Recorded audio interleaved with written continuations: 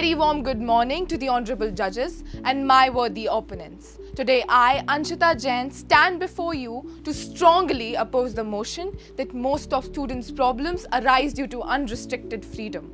Freedom is the absence of necessity, coercion or constraint in choice or action. To feel free inwardly and outwardly is a sure way to health and well-being. And this stands true for children as well.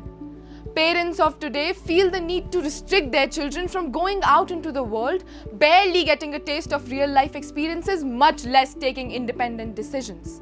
And the concern seems reasonable too, right? Well, not so much if you ask me. Studies show that each coming generation notes lesser liberty than the prior had.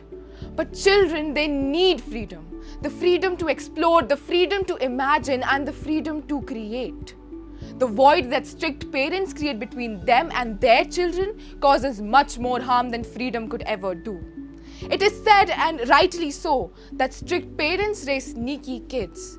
Keeping close tabs on a child's most trivial actions will not, in most cases, simply put a pause to their wrong tendencies. Instead, according to their scale and rebelliousness, they can go to any extent. From learning the pattern of their parents' footsteps to knowing exactly when they're in the deepest of their sleeps, just to execute what they have on their mind. As a matter of fact, a study of over 600 children aged 8 to 10 revealed that those raised with authoritarian style of parenting showed more conduct problems, including hyperactivity, aggression, and defiant behavior. Moreover, problems faced by students are often multifaceted. Issues like inadequate support systems and difficult family dynamics arise from the very space that threatens to curtail their children's freedom, yet has no direct linkage to freedom whatsoever. Isn't that interesting? A recent report has shown that the authoritarian style of parenting affects the self-efficacy of a child, leading to anxiety and depression.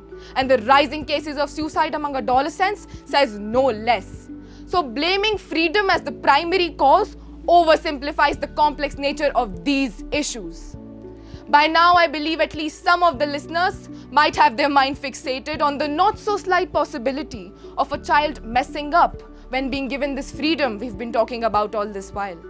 And yes, they most definitely will. Because children are not fundamentally oriented to do the right thing.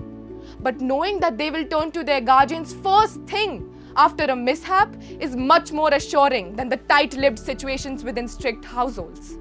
The only way that we can make our children self-sufficient and make them get good judgment is if we allow them the opportunity to make their own choices and most importantly, to make their own mistakes. Thank you.